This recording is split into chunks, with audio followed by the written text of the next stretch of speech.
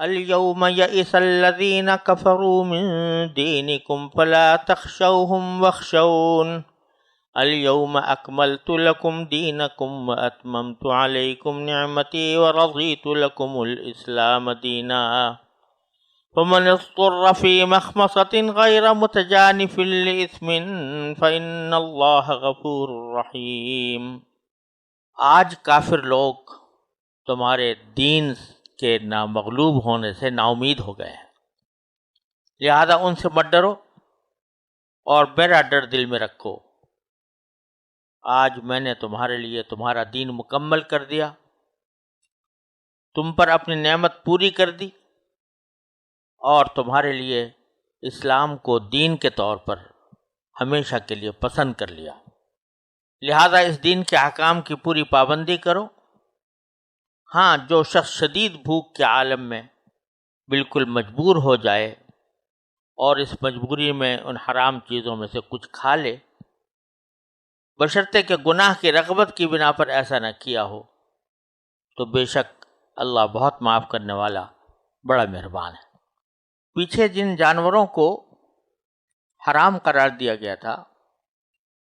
اور جن کاموں کو ناجائز قرار دیا گیا تھا، جیسے استقسام بالازلام،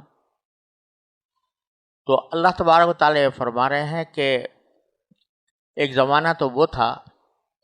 جب کافر غالب تھے اور تم مغلوب تھے۔ اس وقت میں تمہیں کوئی عام رواج سے ہٹ کر کوئی کام کرنا تمہارے لیے مشکل ہوتا تھا، کیونکہ اس پر تنقیدیں کی جاتی تھیں، طعنے دیے جاتے تھے، اور ایک زمانہ تھا کہ جس میں کافر لوگ یہ سمجھتے تھے کہ وہ تم پر غالب آ جائیں گے۔ لیکن اب الحمدللہ وہ صورتحال نہیں رہی، بلکہ اب تمہارا غلبے کا وقت ہے، اور جو کافر لوگ ہیں وہ مایوس ہو گئے ہیں اس بات سے کہ اب ان کو ہمارے دین کے اوپر غلبہ حاصل ہو، یعنی اسلام پر غلبہ حاصل ہو۔ لہذا آپ کو چلے ہوئے رواج کے خلاف کوئی کام کرنے میں کوئی دشواری نہ ہونی چاہیے، اور آپ ان محرمات پر جن کا بیان کیا جا رہا ہے عافیت کے ساتھ عمل کر سکتے ہیں۔ اور پھر یہ بھی فرما دیا کہ الیوم اکملت لکم دینکم، آج میں نے تمہارے لیے تمہارے دین کو مکمل کر دیا، واتممت علیکم نعمتی، اور میں نے اپنی نعمت تم پر تمام کر دی، اور رضیت لکم الاسلام دینا، اور اسلام کو تمہارے لیے دین کے طور پر ہمیشہ کے لیے پسند کر لیا۔ یہ بڑی عظیم آیت ہے، اور ایک مرتبہ ایک یہودی نے حضرت فاروق اعظم رضی اللہ تعالیٰ عنہ سے یہ کہا تھا کہ آپ کے اوپر ایک ایسی آیت نازل ہوئی ہے کہ جو اگر ہم پر نازل ہوتی تو ہم اس دن کو، جس دن یہ نازل ہوئی تھی، ہم ایک جشن کا دن منا لیتے۔ تو حضرت فاروق اعظم رضی اللہ تعالیٰ عنہ نے اس کے جواب میں فرمایا کہ حضرت فاروق اعظم کے جواب میں فرمایا کہ ہم جانتے ہیں کہ یہ آیت کس جگہ اور کس دن نازل ہوئی، یعنی اللہ تبارک و تعالیٰ نے، جیسا کہ حضرت عبداللہ ابن عباس کی روایت میں آتا ہے، یہ آیت حجۃ الوداع کے موقع پر نازل فرمائی تھی۔ حضرت عبداللہ ابن عباس رضی اللہ تعالیٰ عنہ یہ بھی فرماتے ہیں کہ یہ تقریباً قرآن کی آخری آیت ہے، اس کے بعد کوئی آیت احکام نازل نہیں، صرف ترغیب و ترہیب کی چند آیتیں ہیں جن کا نزول اس آیت کے بعد بتایا گیا ہے۔ آیت کے نازل ہونے کے بعد رسول کریم صلی اللہ علیہ وسلم اس دنیا میں صرف 81 روز بقید حیات رہے، اور اس کے بعد آپ کی وفات ہو گئی۔ تو اس لیے یہ آیت آخری آیت ہے اور حجۃ الوداع کے وقت میں نازل ہوئی۔ اس میں جو یہ فرمایا گیا کہ آج ہم نے تمہارے دین کو تمہارے لیے مکمل کر دیا، اس کا کیا مطلب ہے؟ ایک مطلب تو بعض حضرات نے یہ بیان کیا ہے کہ جس مقصد کے لیے آپ کو اس دنیا میں مبعوث فرمایا گیا تھا، جزیرہ عرب پر آپ کی مکمل حکومت قائم ہو جانے کے بعد وہ مقصد پورا ہو گیا. تو دین کے مکمل ہونے سے مراد یہ ہے کہ آپ کی بعثت کا مقصود پورا ہو گیا. اور بعض حضرات نے اس کے معنی یہ کیے ہیں کہ شریعت کے جو احکام قرآن کے ذریعے بھیجنے تھے، قرآن کریم کے ذریعے جو نازل کرنے تھے، وہ اب پورے ہو گئے. اب ہمیں قرآن کریم کے ذریعے کوئی حکم دینے کی ضرورت نہیں ہے، اور اب آپ یعنی نبی کریم صلی اللہ علیہ وسلم جو کوئی تفصیلات بیان فرمائیں، تفصیلی احکام بیان فرمائیں، تو وہ آپ کے ذریعے امت تک پہنچ جائیں گے. لیکن قرآن کریم نے اب اپنے احکام جو کچھ نازل کرنے تھے وہ کر دیے، وہ مکمل ہو گئے. تو اب کوئی حکم والی آیت اس کے بعد نہیں آئے گی. اور یہاں سے یہ بات بھی معلوم ہوئی کہ اس کے بعد کوئی حکم والی آیت نہیں آئی. لہذا بعض حضرات جو سمجھتے ہیں کہ آیت ربا وہ اس کے بعد آئی ہے، یہ خیال درست نہیں، کیونکہ اس کے بعد کوئی آیت احکام نہیں آئی. البتہ ان سے مراد شاید ان کی وہ آیت ہو وَاتَّقُوا يَوْمًا تُرْجَعُونَ فِيهِ إِلَى اللَّهِ. یہ چونکہ آیت ربا کے بعد فوراً آئی ہے، اس لیے بعض حضرات نے اس کو آیت ربا سے تعبیر کر دیا. دوسری بات جو اس آیت کریمہ سے معلوم ہوتی ہے وہ یہ ہے کہ رسول کریم صلی اللہ علیہ وسلم پر نبوت کا سلسلہ ختم ہو گیا. ایک دین تھا جو چلا آ رہا تھا حضرت آدم علیہ السلام سے لے کر نبی کریم صلی اللہ علیہ وسلم تک، اور اس کے بنیادی عقائد تو ایک ہی تھے، اللہ تعالیٰ کی توحید، آخرت میں کا عقیدہ، انبیاء کرام پر ایمان، یہ بنیادی حقائق تھے. لیکن جزوی احکام کے اندر اللہ تبارک و تعالیٰ نے ہر دور میں اس زمانے کے حالات کی رعایت سے مختلف احکام جاری فرمائے تھے، کہیں سخت تھے، کہیں نرم تھے. اب اللہ تبارک و تعالیٰ نے اس بدلتے ہوئے تدریجی حالات کو ختم کر کے اب واحد نظام دے دیا، دین کا، دین کو مکمل کر دیا. لہذا اب نہ کسی پیغمبر کی ضرورت ہے، نہ کسی رسول کی ضرورت ہے، نہ کسی نئی کتاب کی ضرورت ہے. تو اس آیت کریمہ سے ختم نبوت کا مسئلہ بھی ثابت ہوتا ہے. تیسری بات یہ ہے کہ جب اللہ تعالیٰ نے یہ فرما دیا کہ میں نے اپنے دین کو مکمل کر دیا، یعنی اب قرآن کے ذریعے کوئی حکم نہیں آئے گا، اور اگر کوئی آئے گا تو رسول کریم سرورت عالم صلی اللہ علیہ وسلم کی سنت کے ذریعے آئے گا. لہٰذا اس سے یہ بات طے ہو گئی کہ دین منحصر ہے قرآن میں یا نبی کریم سرورت عالم صلی اللہ علیہ وسلم کی سنت میں، اور جن کی سنت کی آپ نے اقتداء کی تلقین فرمائی ان کی سنت میں، یعنی خلفائے راشدین. تو دین کی کوئی ایسی چیز جس کے بارے میں یہ کہا جائے کہ یہ دین کا حصہ ہے یا واجب ہے یا سنت ہے یا مستحب ہے، یہ ثابت کرنے کے لیے ضروری ہوگا کہ یا تو وہ قرآن سے ثابت ہو یا حدیث سے ثابت ہو رسول کریم صلی اللہ علیہ وسلم کے، یا خلفائے راشدین کے عمل سے ثابت ہو یا ان کے قول سے ثابت ہو. اگر کوئی عمل ایسا ہے جو نہ رسول کریم صلی اللہ علیہ وسلم نے بیان فرمایا، نہ قرآن کریم میں آیا، نہ خلفائے راشدین نے اس پر عمل کیا، نہ اس کی ترغیب دی، اس کو مباح تو کہہ سکتے ہیں، لیکن اس کو دین کا حصہ بنا کر اس کو واجب، لازم، مستحب کہنا درست نہیں. اسی کا نام بدعت ہے. بدعت ہر نئی چیز کو نہیں کہتے، ہر نئے کام کو نہیں کہتے، لیکن وہ کام جو دین کا حصہ بنا کر کیا جائے وہ بدعت ہے، چاہے دیکھنے میں وہ چیز اچھی لگ رہی اور بظاہر اس میں ثواب کا کام نظر آتا ہو۔ اس کی میں مثال یہ دیا کرتا ہوں کہ جیسے کوئی شخص یہ کہے کہ مغرب کی نماز 3 رکعتیں ہیں،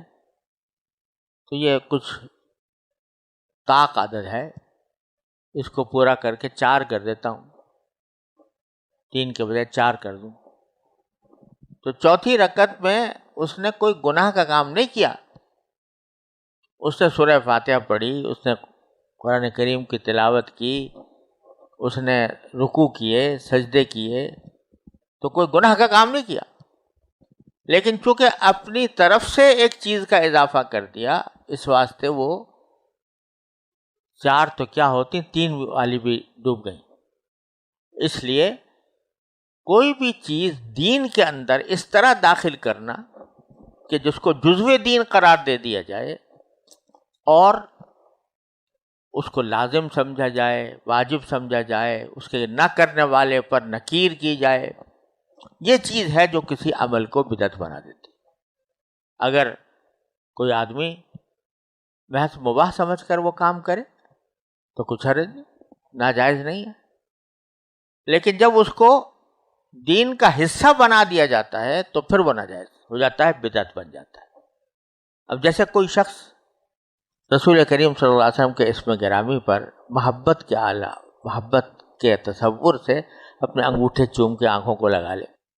تو اپنے ذات میں ایک جائز فعل ہے، مباح فعل ہے، لیکن کوئی کہے کہ یہ لازمی ہے، جب بھی رسول کریم صلی اللہ علیہ وسلم کا اسم گرامی آئے تو ضرور آدمی ایسا کرے، تو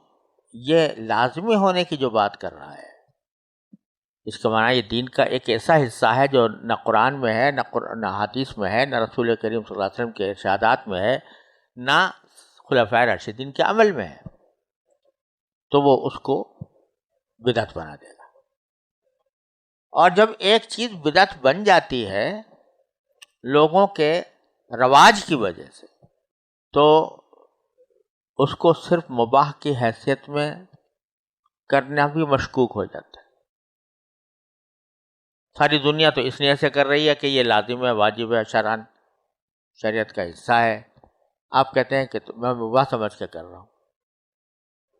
تو وہ در حقیقت ایک مصنوعی کارروائی ہوتی ہے۔ اس لیے جب کوئی چیز بدعت بن جائے تو چاہے آدمی صحیح نیت سے بھی کرے تو وہ نا قابل قبول ہے۔ ہاں، اگر سچے دل سے کوئی شخص مباح سمجھ کر کرتا ہے تو کوئی حرج نہیں، انشاءاللہ اس میں اللہ کی رحمت سے اس کے اوپر کوئی مواخذہ نہیں ہوگا۔ بہرحال اس آیت کریمہ سے بدعات کی بھی نفی ہو رہی ہے۔ اب آگے باری تعالیٰ فرماتے ہیں وہی جو ابھی پیچھے جن چیزوں کی ممانعت کی گئی تھی کہ مردار نہ ہو اور گلا گھٹ کر ہلاک نہ ہوا ہو، چوٹ سے ہلاک نہ ہوا ہو، وغیرہ وغیرہ، تو اب اللہ تبارک و تعالیٰ فرماتے ہیں کہ البتہ اگر کوئی شخص شدید بھوک کے عالم میں مجبور ہو جائے، فمن اضطر فی مخمصۃ، تو اس کے لیے جائز ہے کہ بقدر ضرورت کھا کر اپنی جان بچا لے، لیکن اس میں قید یہ لگا دی غیر متجانف لإثم، گناہ کرنے کی غرض سے نہ ہو، گناہ کرنے کی طرف میلان کی وجہ سے نہ ہو۔ یعنی کوئی شخص خنزیر بھوک کی شدت کے عالم میں مرا جا رہا ہے آدمی، اور اس وقت میں اس کے پاس کوئی کھانے کو کوئی چیز نہیں سوائے خنزیر کا گوشت، تو بقدر ضرورت جان بچانے کے لیے کھانا اللہ تعالیٰ نے جائز قرار دی۔ لیکن کوئی آدمی اس لیے کہا کہ ذرا ساری زندگی تو یہ مزہ آیا نہیں، آج یہ مزہ کر لے کے دیکھتا ہوں، الیاذ باللہ، تو اس گناہ کی طرف میلان کے ساتھ نہیں بلکہ ایک مجبوری کی صورتحال کے مطابق اس کو کرے۔ دوسری آیت کریمہ میں فرمایا کہ غیر باغ ولا عاد، یعنی نہ تو وہ لذت ڈھونڈ رہا ہو اس عمل میں اور نہ حد سے تجاوز کر رہا ہو. جتنا جان بچانے کے لیے ضروری ہے بس اتنا ہی کرے، اس سے زیادہ نہیں. تو اگر اللہ تبارک و تعالیٰ کی دی ہوئی اس رخصت سے فائدہ اٹھائے گا فإن اللہ غفور الرحیم، تو اللہ تبارک و تعالیٰ بہت بخشنے والا ہے، بہت رحم کرنے والا ہے. تو اس کے اوپر نہ صرف یہ کہ مغفرت فرمائے گا بلکہ رحم بھی فرمائے گا. تو معلوم ہوا کہ رخصت کی حالت میں جہاں اللہ تبارک و تعالیٰ نے رخصت دی ہے تو اس رخصت کے اوپر عمل کرنا بھی یہ بندگی کا تقاضا ہے. اور اللہ تعالیٰ اس کے اوپر نہ صرف کہ مغفرت فرماتے ہیں بلکہ رحمت بھی فرماتے ہیں. اس وقت میں آدمی کوئی بہادری کا مظاہرہ کرے کہ میں تو نہیں کھاؤں گا خنزیر کا گوشت چاہے میری جان چلی جائے، تو وہ بندگی کا تقاضا نہیں ہے. بندگی کا تقاضا یہ ہے کہ جب تک کہا گیا تھا نہ کھاؤ اس وقت تک پرہیز کر رہا تھا. جب کہا جا رہا ہے کہ کھاؤ تو اب ہمیں کسی چیز کی اصلیت کا کوئی مسئلہ نہیں ہے کہ اس سے ہمیں اپنی نفرت ہے. اصل بات کیا ہے کہ اللہ تعالیٰ کے حکم کی اتباع ہے، اطاعت ہے. تو جب تک وہ فرما رہے تھے کہ نہ کھاؤ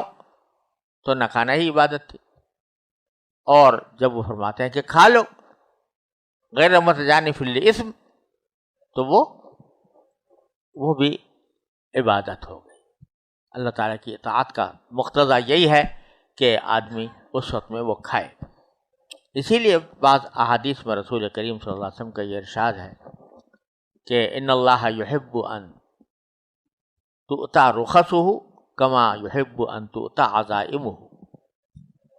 اللہ تعالیٰ جس طرح یہ پسند کرتے ہیں کہ عزیمت کا کام بندہ کرے، اسی طرح یہ بھی پسند کرتے ہیں کہ جن چیزوں کی رخصت عطا فرمائی ہے اللہ تعالیٰ نے ان رخصت پر عمل کرے. وہ بھی اللہ تعالیٰ کو پسند ہے، وہ بھی بندگی کا تقاضا ہے. لہذا اس میں کوئی شبہ نہ رکھے کہ بھئی میں نے کھا تو لیا ہے میرا، لیکن میں کہیں میرے لیے گناہ گار نہ ہوں، اللہ کو ناراض کرنے والا نہ ہوں. نہیں، اللہ تعالیٰ فرماتے ہیں میری دی ہوئی رخصتوں پر عمل کرنا بھی مجھے پسند ہے. تو اس لیے وہ فرمایا کہ اللہ تعالیٰ بہت بخشنے والا اور بہت رحم کرنے والا ہے، اس میں کسی شک کی گنجائش نہیں ہونی چاہیے.